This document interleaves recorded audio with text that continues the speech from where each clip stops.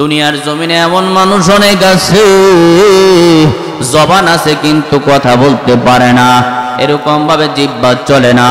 ও দোস্ত, মনে চাইলে আল্লাহ বলে ডাকতে পারে না, মনে চাইলে নবীর উপর দুরূদ পড়তে পারে না, মনে চাইলেও কোরআন তেলাওয়াত করতে পারে না।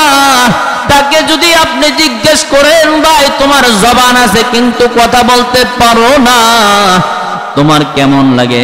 সে আপনাকে কাইন্দা কাইন্দা বুঝাইতে পারবে। ও দোস্ত, যে কথাটা আমি বুঝাইতে চাইতেছি, এই নেয়ামত যার নাই সে বুঝতে পারে এই জবানের মতো এটা কত বড় নেয়ামত। ও মুসলমান ইমানদার বান্দা, চক্ষু কত বড় নেয়ামত। আমার আপনার চক্ষু আছে, মনে যা চাই তা দেখতে পারি। আমার চক্ষু দিয়ে আসমান দেখতে পারি, জমিন দেখতে পারি, চন্দ্র দেখতে পারি, সূর্য দেখতে পারি, সুন্দর দেখতে পারি, অসুন্দর দেখতে পারি, মায়ের চেহারা দেখতে পারি, কাবা শরীফ দেখতে পারি, মদিনা শরীফ দেখতে পারি, কোরআন দেখতে পারি। ও মুসলমান ইমানদার বান্দা, সমাজের ভিতরে এমন মানুষ আছে এই চক্ষু থাকা সত্য দেখার কোনো শক্তি নাই।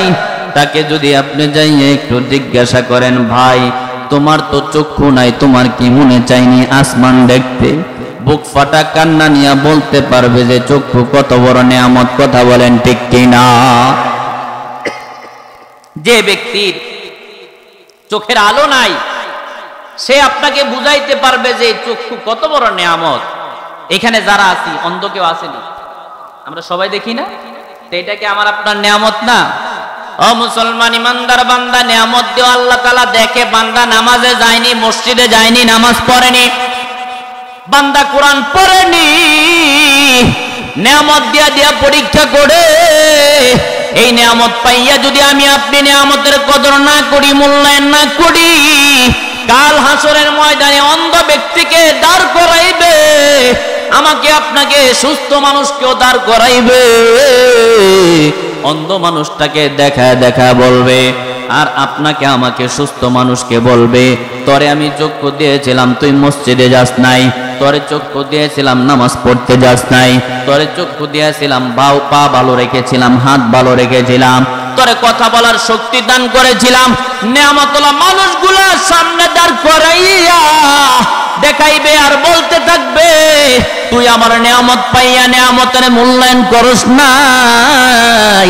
আর এই যে এই অন্ধ ব্যক্তিরে তাকায় দেখ, তারে আমি চক্ষু দেখার শক্তি দেই নাই, চোখে দেখার শক্তি দেই নাই, হাতে ধরার শক্তি দেই নাই, কথা বলার শক্তি দেই নাই, কিন্তু এরপরও সেই বান্দা মসজিদে চলে গেছে নামাজ পড়ার জন্য, আমার ইবাদত করার জন্য। বলেন সুবহানাল্লাহ। ও মুসলমান ইমানদার বান্দা, সেদিন আমি আপনি কট খাইয়া যাব।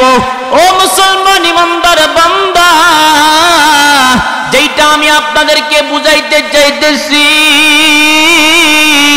আল্লাহ তাআলা আমাকে সুস্থতার নিয়ামত দিয়েছে, হাত সুস্থ রেখেছে, পা সুস্থ রেখেছে, জবান সুস্থ রেখেছে, কথা বলতে পারে, মুখ দিয়া যা চাই তাই বলতে পারি। এই জন্য আমার মনে যা চায়, মুখে যা আসে তাই বলার কোনো সুযোগ নাই, কারণ আল্লাহ তাআলা এই জবানের হিসাব কাল হাসরের ময়দানে নিবে। কথা বলেন ঠিক কিনা? আমার আপনার জবান আছে, আমি সব বলতে পারি, গীবত কইতে পারি, আমি আপনি চুস্কামি চুগলখড়ি করতে পারি, আল্লাহর দেওয়া কালামের তেলাওয়াত করতে পারি না, এমন পাবলিক সমাজের ভিতরে আছে না নাই? সমাজের ভিতরে বিচার করে, সালিশ করে, অনেক বড় বড় আলহামদুলিল্লাহ মাতবর চেয়ারম্যান আছে, সব কিছু বলতে পারে, জবান দিয়া সব কিছু পারে, কিন্তু কোরআন পড়তে পারে না, এমন পাবলিক আছে না নাই? ও দোস্ত, আল্লাহ তাআলা জিজ্ঞেস করবে, তোরে তো জবান দিয়েছিলাম, জবান তো দুনিয়ার কাজেই খরচ করে পালাইছো, আমি আল্লাহরে তুই কয়দিন ডাকছো, কয়দিন তুই আমার কালামের তেলাওয়াত করছস? তখন যদি আমাকে আপনাকে জিজ্ঞেস করে, আমি আপনি সুস্থ মানুষ কিন্তু জবাব দিতে পারবো না। কথা বলেন ঠিক কিনা? ও মুসলমান ইমানদার বান্দা, অর্থাৎ যেটা আমি বুঝাইতে চাইতেছি, আল্লাহ তাআলা আমারে সুস্থতার নিয়ামত দিয়েও পরীক্ষা করবে, আবার মাঝে মাঝে মুসিবত দিয়েও পরীক্ষা করবে। সব সময় আমরা কার দলে থাকবো? জোরে বলেন। আওয়াজ করে বলেন কার দলে থাকবো? মাঝে মাঝে মুসিবত আসবে, পরীক্ষা আসবে, পরীক্ষা আসলে কি বলতে পারবো নি আল্লাহ খালি আমার এই দেহে নাউজুবিল্লাহ। আসেনি এমন পাবলিক, বিপদের পর যদি বিপদ আসে আল্লাহ খালি আমার এই চোখে দেহে নাউজুবিল্লাহ বলেন। ও দোস্ত, আমি আপনাদেরকে জিজ্ঞেস করতে চাই, দুনিয়াতে নবী রাসূলরা যে আগমন করেছে তিনাদের কোনো গুনাহ ছিল নি? জোরে বলেন ছিল কি? একটা গুনাহও ছিল না। নবী রাসূলগণ দুনিয়ার জমিনে আসার পরে আল্লাহ পাক রব্বুল আলামিন নবী রাসূলদেরকে মুসিবত দিয়া পরীক্ষা করেছে। আল্লাহু আকবার বলেন। হযরত ইউসুফ আলাইহিস সালাতু ওয়াস সালাম তিনি ছোট্ট কালে কোনো ভুল করে নাই, বড় হইয়াও কোনো ভুল করে নাই, কিন্তু ছোট্ট অবস্থায় কিন্তু কূপের ভিতরে পড়তে হয়েছে। কথা বলেন ঠিক কিনা? এই কূপের ভিতরে পড়াটাকে এটা তো আমরা শাস্তির মতোই দেখি। আল্লাহ তাআলা এই মুসিবত দিছে এই পরীক্ষা করার জন্য। ও দোস্ত, হযরত আইয়ুব আলাইহিস সালাতু ওয়াস সালামের নাম আপনারা শুনেছেন। দীর্ঘ অনেক বছর তিনার শরীরের ভিতরে পচন ধরেছে, পুরা শরীর গা দিয়া বইরা গেছে, হাতের ভিতরে গা হয়েছে, পায়ের ভিতরে গা হয়েছে, সমস্ত শরীর গা দিয়া বইরা গেছে, চেহারার ভিতরে গা হয়ে গেছে। সেই নবী কোনো গুনাহ করছেনি? জোরে বলেন করছেনি?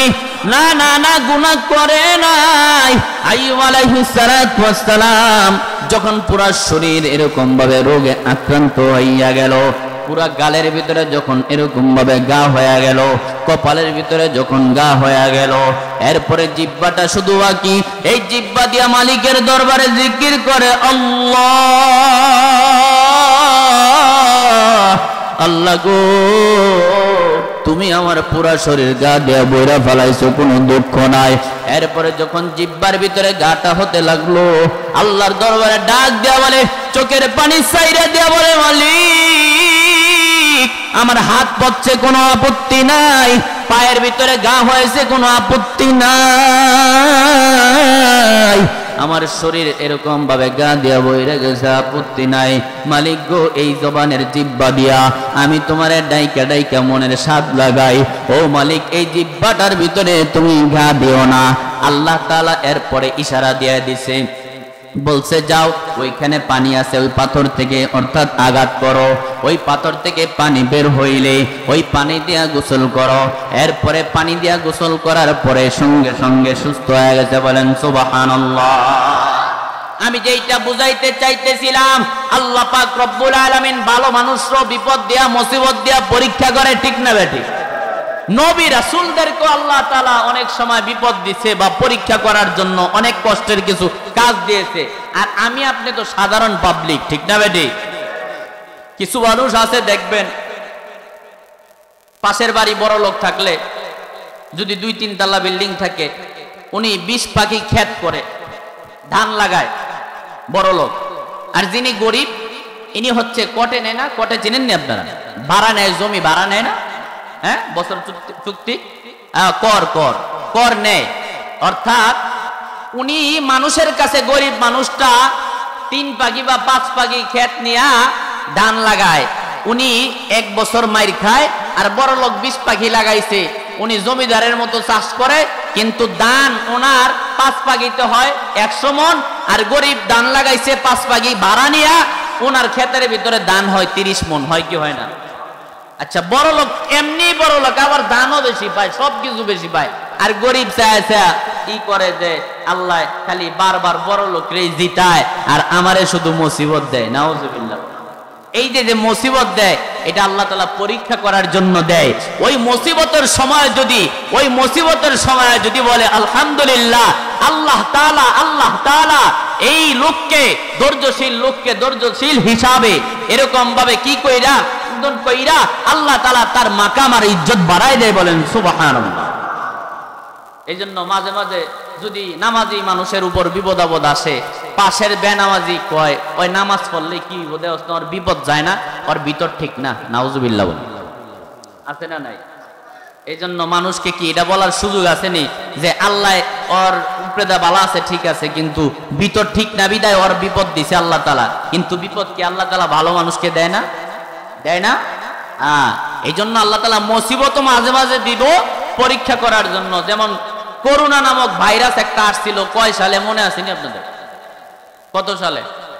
20 সালে, মনে আছে? করোনাটা যখন আইছে অবস্থাটা কেমন হয়েছে, এলাকা দেশের অবস্থা কেমন হয়েছে? সব আল্লাহর ওলি হয়ে গেছে, ঠিক না? নামাজ ছাড়বো না, রোজা ছাড়বো না, হায় হায় হায় কি বিপদ আসছে। গ্যারান শুনলেই নাকি এক রুগী গ্রামে থাকলে ওর আশেপাশেও যায় না, মরলে লাশটা পর্যন্ত যায়, ছুঁইতে যায় না। আমার এলাকায়, আমাদের ঢাকাতে, আপনারা যমুনা ফিউচার মার্কেটের নাম শুনছেন আপনারা? যমুনা এশিয়া মহাদেশের ভিতরে বড় একটি মার্কেট, ওনার নাম হচ্ছে বাবুল, ওই মালিকের নাম। এই বাবুল মিয়া আমাদের পার্শ্ববর্তী থানা নবাবগঞ্জে বাড়ি। তিনার করোনা হয়েছিল। 39 বছর বয়সে 41টা কোম্পানির মালিক হয়েছে, করোনা হয়েছে। কিন্তু এত এত টাকার মালিক, আশেপাশে কোনো আত্মীয় স্বজন যায় ছুঁয়েও দেখে নাই। করোনারে ভয় পাইছে, সবাই ভালো হয়ে গেছিল। কিন্তু অনেক মানুষ চিন্তা করছে আল্লাহ তাআলা কি গজব আর আযাব দিছে। কিন্তু পরবর্তীতে যখন মোটামুটি স্বাভাবিক হইছে, ওই যে খারাপ কাজ আবার অনেকেই শুরু করতে লাগছে। কথা বলেন ঠিক কিনা? তা আল্লাহ এখন দেখতেছে, তখনও দেখছে। আল্লাহ তাআলা করোনা দিয়ে একটু পরীক্ষা করছে। একটু কি দিয়েছে? পরীক্ষা দিয়েছে যে বান্দাবান্দির একটু বালা হয়। কিন্তু বালা ছিল করোনার সময়। করোনা যখন শেষ হয়ে গেছে, আবার এরপরে জুলুম আর অত্যাচার আর নির্যাতন বাইরে গেছে অনেক মানুষের। কথা বলেন ঠিক কিনা? আপনাদের এলাকায় না থাকতে পারে, আমাদের এলাকায় অনেক আছে। করোনা পর্যন্ত ভালো ছিল, নিটল ছিল। কিন্তু করোনার পর থেকে তার জমিদারিটা আর বাহাদুরিটা বাইরে গেছে। এমন জালেম এলাকার ভিতরে অনেক আছে। ও মুসলমান ইমানদার বান্দা, আল্লাহ পাক রব্বুল আলামিন মুসিবত দিয়েও পরীক্ষা করে, নেয়ামত দিয়েও পরীক্ষা করে। এই জন্য সব সময় আমরা কার শুকরিয়া আদায় করব? আওয়াজ করে বলেন, কার শুকরিয়া আদায় করব? আল্লাহ তাআলার শুকরিয়া আদায় করব ইনশাআল্লাহ। আমি আপনাদের সামনে যে আয়াতে কারিমা তেলাওয়াত করেছি, এই আয়াতের ভিতরে আল্লাহ তাআলা কি বলেছেন একটু আয়াতের ভিতরে ঢুকি। সূরা জাসিয়ার 21 নং আয়াত, অর্থাৎ 27 নং পারার 25 নং পারার ভিতরে সূরা জাসিয়ার 21 নং আয়াতের ভিতরে আল্লাহ তাআলা দুইটা কথা বলেছে। যারা নেককার তাদের কথা বলেছে, আর যারা নাফরমান বেঈমান তাদের কথা বলেছে। শুনবেন নি আপনারা? আসেন দেখি আয়াতের ভিতরে আল্লাহ কি বলেন। আম হাসিবাল্লাযীনা জাতারহুস সাইয়্যাতি আন নাজআলাহুম কাল্লাযীনা আমানু ওয়া আমিলুস সালিহাতি সাওয়াআন মাহইয়াহুম ওয়া মামাতুহুম সাআ মা ইয়াহকুমুন।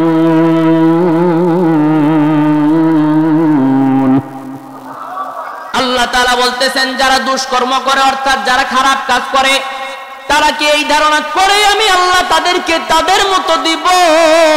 যারা ঈমান আনে এবং নেক আমল করে, তাদের হায়াত আর মওত কি এক সমান হবে? তাদের ধারণা কতই না মন্দ। ও দোস্ত, শানে নজুলটা বললে আপনারা বুঝতে পারবেন এই আয়াতটা কখন নাজিল হয়েছিল। একদিন এক সাইডে 3 জন সাহাবী, অপর সাইডে কাফের বেঈমান, এই দুই গ্রুপ তর্ক করতেছে। সাহাবায়ে কেরাম বলতেছে পরকাল আছে, পরকাল সত্য, পরকাল আছে, আখিরাত আছে। আর কাফের বেঈমান যারা, তারা তর্ক করতেছে না, পরকাল নাই, আখিরাত নাই। বলেন নাউজুবিল্লাহ। আপনাদের মতামত কি? পরকাল আছে না নাই? আসেনি? সাহাবায়ে কেরাম বুঝাইতে চাইতেছে। ওই কাফের বেঈমানরা এক পর্যায়ে বলে, আচ্ছা যদি পরকাল থেকেই থাকে, তাহলে শোনো, এই দুনিয়াতে আমরা যেমন তোমাদের থেকে সুখে আছি, পরকালও যদি থাকে, ওই পরকালেও তোমাদের থেকে সুখে থাকবো। বলেন নাউজুবিল্লাহ। কাফেররা যখন মুসলমানদের সাথে তর্ক কইরা এই কথা বলেছে, আমার মালিক আয়াতে কারিমা নাযিল কইরা বলছে, না না না, কাফেররা যেই ধারণা করতেছে তাদের ধারণা কতই না মন্দ। আমার আল্লাহ পাক রব্বুল আলামিন এই আয়াতে কারিমা তখন নাজিল করেছে, নাজিল কইরা বুঝাই দিছে, ও কাফেরের বাচ্চারা, ও কাফেররা, তোমরা যেই ধারণা করতেছো তোমাদের ধারণা ঠিক না। এবার আপনাদেরকে প্রশ্ন করতে চাই, এমন ধারণা করনেওয়ালা লোক মুসলমানদের সমাজে আছে না নাই? জোরে বলেন, আছে না নাই? সমাজের ভিতরে কিছু পাবলিক দেখবেন নামাজ পড়ে না, রোজা রাখে না, পর্দা করে না, হালাল খায় না, কিন্তু হুজুর দেখলে টিটকারি মাইয়া মাইরা কথা কয়। টুপিওয়ালা দাড়িওয়ালা দেখলে টিটকারি মাইরা মাইরা কথা কয়, ও হুজুর, ও টুপিওয়ালা ভাই, তোমরা নামাজ পড়া যেই ভালো আছো, আমরা নামাজ না পড়া তোমাদের থেকে ভালো আছি। বলে কি বলে না? জোরে বলেন, বলে কি বলে না? হুজুর রে ডাক দিয়া বা টুপিওয়ালা দাড়িওয়ালা রে ডাইকা টিটকারি মারে আর মস্কারা করে, ও দাড়িওয়ালা ভাই, তুমি দাড়ি রাইখা যেই ভালো আছো, আমরা দাড়ি না রাইখা তোমাদের থেকে ভালো অবস্থানে আছি। ও মুসলমান ইমানদার বান্দা, এমন কিছু শ্রেণীর মানুষ মুসলমানদের সমাজে আছে, টুপি দেখলে দাড়ি দেখলে তাদের গায়ের ভিতরে অ্যালার্জি বাইরা যায়, আছে না? আবার যদি উপযুক্ত হুজুর মৌলবী বাড়ে পড়ে, আবার মৌলবী সাহেব কিন্তু উপযুক্ত জবাব দিতে পারে। কথা বলেন ঠিক কিনা? আল্লাহ পাক রব্বুল আলামিনের অনুমতি ক্রমে ওই নেককারের আত্মার নামটা ইল্লিয়িন নামক স্থানে অর্থাৎ জান্নাতীদের কাতারে লেখা দেয়। লেখা দেওয়ার পরে আবার সেই আত্মাটাকে নিয়া ওই ৭২,০০০ ফেরেশতা ওই যে এরকম ভাবে যেই জায়গায় কবর খনন করা হয়েছে সেই জায়গায় আবার চইলা আসে। সেই জায়গায় আসার পর ওই যে কবরস্থানে আমি আপনি লাশ দাফন করছি, ওই লাশের ভিতরে আত্মাটা ভিতরে এরকম ভাবে চইলা যায়, ঢুকাইয়া চইলা যায়। এরপরে কবরের ভিতরে দুইজন ফেরেশতা আসে প্রশ্ন করার জন্য। নাম জানেননি? জোরে বলেন কি?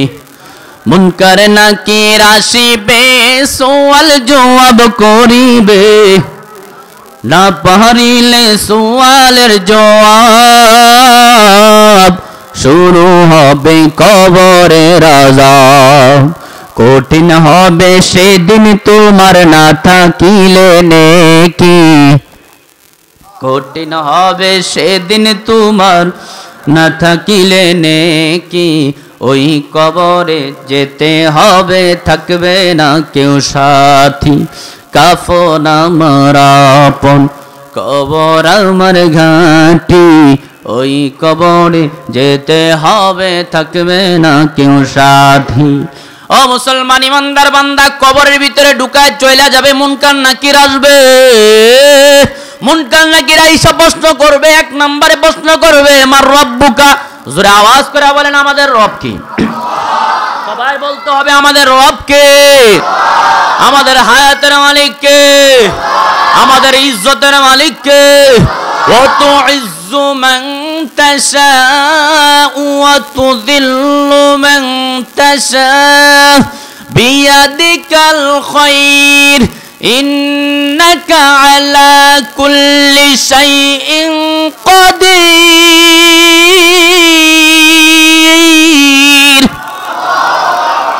সর্ববিষয়ে সর্বশক্তিমান কে? আওয়াজ করে বলেন কে? কবরের ভিতরে প্রথম নম্বর প্রশ্ন করবে, মার রব্বুকা। আমি আপনি যদি আল্লাহর ইবাদত ভালো করে কইরা যাইতে পারি, রবের গোলামি যদি আমি আপনি ভালো করে কইরা যাইতে পারি, তাহলে আমার আপনার মুখ দেয়া চলে আসবে রব্বি আল্লাহ। বলেন সুবহানাল্লাহ। অনেকে মনে মনে ভাবে সৌদি আরব ছিলাম 30 বছর, 40 বছর, 50 বছর, আরবি খুব ভালো জানি, ছোট্ট প্রশ্ন উত্তর দেওয়া মনে সহজ হয়ে যাবে। না, যদি নামাজ না নিয়ে কবরে যাই, নেক আমল না নিয়ে যদি কবরে যাই, আমি আপনি যত বড় সৌদি আরবের ভাষার পণ্ডিত্য অর্জন করে থাকি না কেন, আমার জবান দিয়ে এই ছোট্ট প্রশ্নের উত্তর আসবে না। কথা বলেন ঠিক কিনা? ওই কবরে যাওয়া লাগবে কার কার? হাত তুলে দেখান মাওলা। হ্যাঁ, হাত নামান। কবরে যে জামু, এতে কোনো সন্দেহ আছে? এই দুনিয়াতে কে কত বছর বাঁচবো এটা আমাদের আপনার জানা নাই। কেউ 70 বছরে মরে, কেউ 80 বছরে মারা যায়, কেউ 100 বছরে মারা যায়, কেউ 120 বছরেও মারা যায়। আমার নিজের কথাই বলি, কিছুদিন আগে আমি চাঁদপুরে মাহফিলে আসছি, স্টেজে উঠছি, বয়ান শেষ পর্যায়ে ফোন আসছে। আমার আপন বোন জামাই কুয়েত থেকে দেশে গিয়েছিল, 2 মাস আছে, এরপরে আবার বিদেশ চলে আসবে। স্ট্রোক করছে, বলল মারা গেছে। আপন বোন জামাই, বয়স 40 থেকে 41। গেলাম বাড়িতে, 2-2.5 ঘন্টা সময় লাগলো। যাওয়ার পরে দাফন করলাম, কবর দিলাম, যাই হোক সব কিছু। বড় ভাই তখন কান্না করতেছে লাশের সামনে এসে, আমার দুলাভাইয়ের বড় ভাই। ওনার বয়স হয়তো বা 45-46। বাইরে ডাইকা বলে, ভাই আমি তোর বড়, সিরিয়ালে আমি যাব, তুই চলে গেলি আমার ছোট হইয়া। এইভাবে কান্না করতে আছে আর বুকের ভিতরে থাপ্পড় লাগাইতেছে। আমরা বুঝাইলাম যে ভাই কান্না করেন না, দোয়া করেন, আল্লাহর ইচ্ছা হায়াত যতদিন ছিল অতদিনই রয়েছে। এই বড় ভাই 13 দিনের মাথায় বড় ভাই মারা গেল। কয় দিনের মাথায়? 13 দিনের মাথায় বড় ভাই মারা গেল। মা জীবিত, বাবা জীবিত, 3টা ছেলে, 3 ছেলের 2 ছেলে আল্লাহ তাআলা নিয়ে গেল। মা কান্দে, বাবা কান্দে। 28 দিনের মাথা মা মারা গেল, 28 দিনের মাথায়। এর মাঝখান দিয়া 22 দিনের দিনে আমার আপন খালতো ভাই সাপে কাটছে, মারা গেছে। এই 4 জন মারা গেল 1 মাসের ভিতরে, আমার নিজের লোক। আসলে এই বিষয়টা আমি আপনাদেরকে বোঝানোর জন্য বলতেছি যে মৃত্যুটা এত কাছে। এরপর আমি আপনি মনে করি মৃত্যু মনে হয় 70 বছর পরে, 80 বছর পরে। তো কাল লাগে আমি আপনি দুনিয়া সাজাইতেছি, কাল লাগে সাজাইতেছি, সাজাইতে সাজাইতে তো আমার আখেরাত বরবাদ করে ফেলাইছি। কথা বলেন ঠিক কিনা? সম্মানিত হাজিরিন, ইটালি প্রবাসী, ইটালি থাকে, শুনছে মারা গেছে, মায় মারা গেছে। হযরত শাহজালাল আন্তর্জাতিক বিমানবন্দরে ইমার্জেন্সি ভাবে টিকিট কাইটা ইটালি থেকে মায়ের জানাজা পড়ার জন্য এসেছে সন্তান। গত বছরের ঘটনা, পত্রিকাও এসেছে, হয়তো অনেকে জানেন। মায়ের জানাজা পড়বে, মাকে দাফন দিবে নিজের হাতে, বড় আশা নিয়ে আসছে বাংলাদেশে ইটালি থেকে। নরসিংদী শহরে এসে অ্যাক্সিডেন্ট হইয়া সেই সন্তানও মারা গেছে। গত বছর মাহফিলে গেছিলাম ময়মনসিংহ ফুলপুর, মরা বাড়িতে আত্মীয় স্বজন 6 জন যাইতেছে মরা লাশ দেখার জন্য। যেই 6 জন যাইতেছিল অ্যাক্সিডেন্ট হইয়া সেই 6 জন মারা গেছে। মরার কোনো সময় আসেনি। তো কিসের এত বাহাদুরি, কিসের ফুটাঙ্গিরি, কিসের অহংকার, কোন দিকে আমি আপনি চলতেছি? তো এই জন্য নিজেকে নিজে একটু বোঝানো, আসলে কি করলাম, সারাদিনে কয়টা গুনাহ করলাম, কয়টা নেকের কাজ করলাম। এমনও পাবলিক সমাজের ভিতরে আছে 1 বছর 2 বছর হয়ে যায়, সূর্য কেমনে উঠে দেখেও না। আছে না নাই? কেন দেখো না? কান হয়ে থাকে এরকম নাকি? কারণ ফজর তো উঠার সময় পায় না, ব্যস্ত। সারাদিনও গুনাহ করছে, রাত 12টায় শুইছে, 1টা 2টা 3টা পর্যন্ত। আছে না নাই? আর ফ্রি ফায়ার আর পাবজি তো আছেই। শেষ করে দিছে, জিন্দেগি তামা তামা বানায় ফেলাইতেছে মোবাইল। কথা বলেন ঠিক কিনা? আপনারা কি মনে করেন যে খালি যুবক বাইরে মোবাইল চালায়? দাড়ি পাকা মুরব্বী চাচারও ফ্যান রিকোয়েস্ট পাঠাইছে, আমারও আছে, ওনারাও আলহামদুলিল্লাহ শিখে গেছে, চালায় আর কি, ঠেলা দিলেই তো যায়। সহজ না দুনিয়াটা? সহজ করতে করতে সহজ করতে করতে আমার আপনার হায়াতের অনেক লম্বা একটা সময় আমি আপনি মোবাইলের পিছনেই আমি কাটাই দিতেছি, আমার খবরও নাই। কথা বলেন ঠিক কিনা? যার কাছে স্ক্রিন টাচ মোবাইল এসে সে বুঝতে পারবে না, কিন্তু এক সপ্তাহ মোবাইল টিপা যদি একটু যদি হিসাব করে বুঝে আসবে। কারণ দেখবেন 24 ঘন্টার ভিতরে 12, 14, 15 ঘন্টায় মোবাইল টিপে। ঘড়ির টাইম দেখার জন্য মোবাইল লইছে, দেখি পকেট থেকে বার করে কয়টা বাজে, ঘড়ির টাইম দেখতে যায় 2 ঘন্টা গেছে গা। হয় কি হয় না? যুবক বেড়া হয় না? আগে যুবক বেড়া একসাথে বসলে গল্প টল্প করতো, অমুকে এটা করছে, ওইটা করছে, ওইটা কিচ্ছা গল্প টল্প হইতো। এখন যুবকরা একসাথে হয় ঠিকই, 10 জনই একসাথে বসে আড্ডা দেয়, কিন্তু সবার হাতেই মোবাইল, সবাই মোবাইলের ভিতরে। আহা, কোথায় চলে গেলাম আমরা? কি হয়ে গেল আমাদের? মৃত্যু তো আমার নিকটে, আমার কাছে। শুধু যদি মোবাইল টিপার কাজ নিয়ে আমি মরি, আল্লাহর কাছে কি জবাব দেব? তো কবরে যাইবেন নি? যাওয়া লাগবে নি? কিন্তু যদি কিছু টাকা ক্যাশ কেবল করতে পারি, 1 কোটি টাকার মালিক হইলে মনে হয় কবরে যাওয়া লাগবো না। হ্যাঁ, দামি যদি একটা ডুপ্লেক্স বাড়ি বানাই, ওই বাড়ির থেকেও কবরে যাইতে হইব। আহা, 1 বালিশ ছাড়া স্ত্রীর সঙ্গে ঘুমায় নাই, 1 প্লেট ছাড়া স্ত্রীর সাথে খায় নাই, ওই লোক যদি মারা যায়, স্ত্রী কইব 1 সপ্তাহ থাকুক আমার লাগে? বলবে এত আদরের স্ত্রী? বলবে না, কারণ মৃত্যু পর করে দেয় মানুষকে। তা আমরা বিশ্বাস করি মরতে হবে। এরপরও কেন আমাদের জিন্দেগির পরিবর্তন নাই? এরপরও কেন আমি আপনি নামাজ ধরতে চাই না? এরপরও কেন আমি আপনি নেক আমল করতে চাই না? করা দরকার আছে না নাই? অন্ততপক্ষে প্রত্যেক শুক্রবার দিনের নামাজটা তো পড়ানো লাগবে ইনশাআল্লাহ। কয় ইনশাআল্লাহ? হ্যাঁ, প্রত্যেক শুক্রবার দিনে শুধু নামাজ পড়বো, আর সারাদিন যে প্রত্যেক সপ্তাহে এই 7 দিন দরকার নাই নাকি? দরকার নাই? আল্লাহ তাআলা কি শুক্রবারের নামাজটা গেলি ফরজ করছে নাকি? প্রত্যেক দিন কয় ওয়াক্ত? 3 ওয়াক্ত নয় 5 ওয়াক্ত। কিন্তু ঘুমের লেগে মাঝে মাঝে ফজরের ছাড় আসেনি? হ্যাঁ, নাই। আল্লাহ তাআলা 5 ওয়াক্ত নামাজ ফরজ করছে। 5 ওয়াক্ত নামাজ পড়তে সর্বোচ্চ 1 ঘন্টা বা 1.5 ঘন্টা সময় লাগে, আর বাকি 23 ঘন্টা লাগান না আপনার কাছে। আল্লাহ তাআলা আমার হায়াত দিল, আমার শ্বাস নিঃশ্বাস ফালানোর ক্ষমতা দিল। আল্লাহ তাআলা ইচ্ছা করলে চাইলে এখনই আমার শ্বাস নিঃশ্বাস বন্ধ করে দিতে পারে। আর যে আল্লাহ আমারে সবকিছু দিতেছে, চলার শক্তি, বলার শক্তি, সে আল্লাহর জন্য 24 ঘন্টা থেকে 1 ঘন্টা সময় আমি আপনি যদি বরাদ্দ করতে না পারি, এর থেকে পোড়া কপাল আর হতে পারে না। কথা বলেন ঠিক কিনা? বুঝেন কথাগুলো? বুঝতেছেন?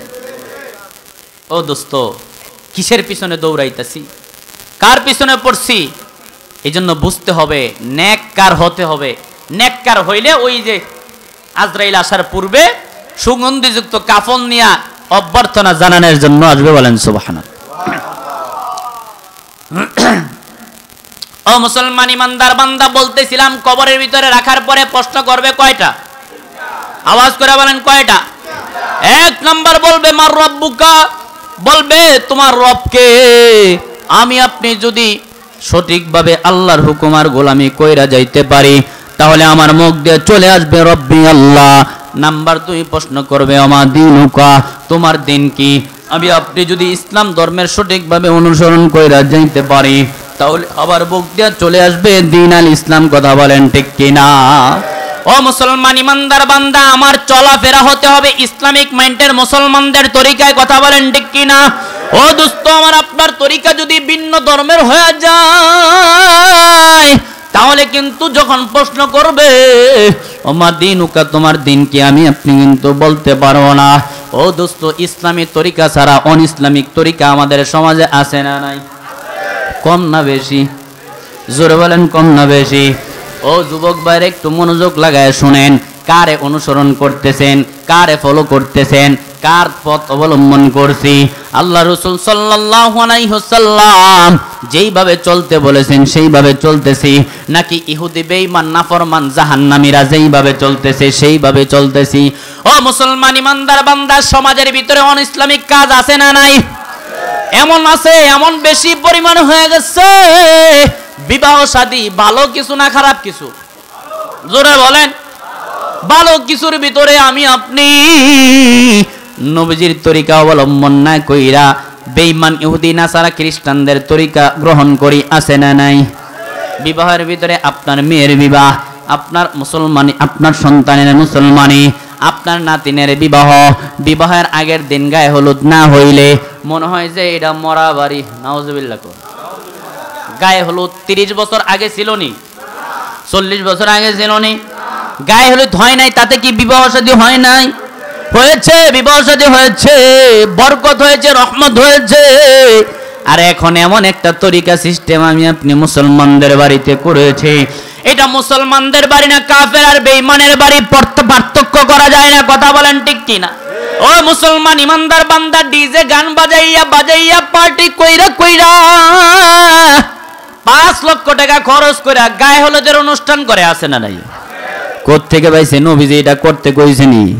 মুসলমানদের তরিকা এটা হতে পারে না। কষ্ট পায়েন না, বেজার হয়েন না। ও দোস্ত, প্রত্যেকটা টাকা পয়সা যে খরচ করতেছেন হাসরের ময়দানে এটারও জবাব দিতে হবে কার কাছে? আওয়াজ করে বলেন, কার কাছে? ও মুসলমান ইমানদার বান্দা, 5 লাখ টাকা বাজেট করে, 3 লক্ষ টাকা বাজেট করে, আবার অনেক বাড়ির বিবাহের ভিতরে যার বিবাহ সেই আবদার করে, ও বাবা, ও ভাই, আমার বিবাহের ভিতরে যদি গায়ে হলুদ না হয়, যদি অনুষ্ঠান না করেন, যদি বক্স না বাজান, তাইলে কিন্তু আমি বিবাহ বসবো না। বলেন নাউজুবিল্লাহ। আবার যুবক ভাইদের এই কাণ্ডটা আছে, আরেকটা গোপন একটা কাণ্ড আছে যুবক ভাইদের, বলবো নি। কি কাণ্ড জানেননি? রাত্রে 12টা-1টা পর্যন্ত নাচানাচি গাওয়াগাওয়ি, অর্থাৎ যেমনি চলে 12টার পরে আবার 15-20 হাজার টাকা আলাদা বাজেট দেয়। যুবক ভাইদের বন্ধু বান্ধব দাওয়াত দেয়, আজকে আইস আমার বোনের বিয়া, আজকে তোদের দাওয়াত দিলাম। কিসের দাওয়াত? একটু পানি টানির ব্যবস্থা আছে। নাউজুবিল্লাহ। কোন পানি টানি বুঝেননি? শরবত শরবত নি বাংলা মত নাউজুবিল্লাহ বলেন মিয়া। আবার দোস্তরে ফোন দেয়া কই দোস্ত প্রত্যেক ওই ওর বোনের বিয়ের মধ্যে বাংলাটা খাওয়াইছে আমি হিন্দিটা খাওয়াবো নাউজুবিল্লাহ। ওই ডাক দিয়া কই বড় ভাই ইতালি থেকে আসছে নিয়ে আইছে সাইডটা আহা নাউজুবিল্লাহ বলেন। সিঙ্গাপুর থেকে আমার বন্ধু আইছে আমি বইলা দিছিলাম 5-6টা নিয়ে আমরা একটু মাস্তি করবো নাউজুবিল্লাহ বলেন। এই তরিকা নিয়ে কবরে গেলে আমার মুখ দেয়া দিন আল ইসলাম আসবে না কোশ্চিন কালেও না। আল্লাহ তাআলা আমাকে আপনাকে সহি বুঝদান করুক, সকলে বলে আমিন। ও মুসলমান ইমানদার বান্দা, যেটা বলতেছিলাম দ্বিতীয় নাম্বার প্রশ্ন করবে, সংক্ষেপে বলতেছি দ্বিতীয় নাম্বার প্রশ্ন করবে ওমা দিনুকা, তোমার দিন কি। নাম্বার 3 প্রশ্ন করবে ওয়ামান হাদার রাজুলুল্লাযী বুইতা ফীকুম, তোমাদের নিকট হেদায়েতের বাণী দিয়া যেই মহামনীষীকে প্রেরণ করা হয়েছে তিনার নাম কি? জোরে বলেন নাম কি? মুহাম্মাদুর রাসূলুল্লাহ সাল্লাল্লাহু আলাইহি ওয়াসাল্লাম। ও মুসলমান ইমানদার বান্দা, ওই কবরের ভিতরে আমি আপনি যদি নবীজির ভালোবাসা না নিয়ে যাই, আমার মুখ দিয়ে আপনার জবান দিয়ে আসবে না মুহাম্মাদুর রাসূলুল্লাহ সাল্লাল্লাহু আলাইহি ওয়াসাল্লাম, আসবে না, বলতে পারবো না যদি সুন্নত না নিয়ে কবরে যায়। ও দোস্ত, কেমন নবী আমি আপনি পাইছি, আমার আপনার খবর নাই। কেমন বরকতওয়ালা নবী, এমন বরকতওয়ালা নবী পাইও আমি আপনি এরকম ভাবে শুকরিয়া আদায় করি না। যেই নবীর এরকম ভাবে উম্মত হওয়ার জন্য অন্য নবী রাসূলরাও আল্লাহর কাছে আবদার করছে, বলেন আল্লাহু আকবার। এমন বরকতওয়ালা নবীর উম্মত হতে পাইরা আমরা খুশি না বেজার? জোরে বলেন খুশি না বেজার? ও দোস্ত, কেমন বরকতওয়ালা নবী। ছোট্ট একটা ঘটনা বললে আপনারা বুঝবেন। খন্দকের যুদ্ধের নাম আপনারা শুনছেননি? খন্দক গর্ত,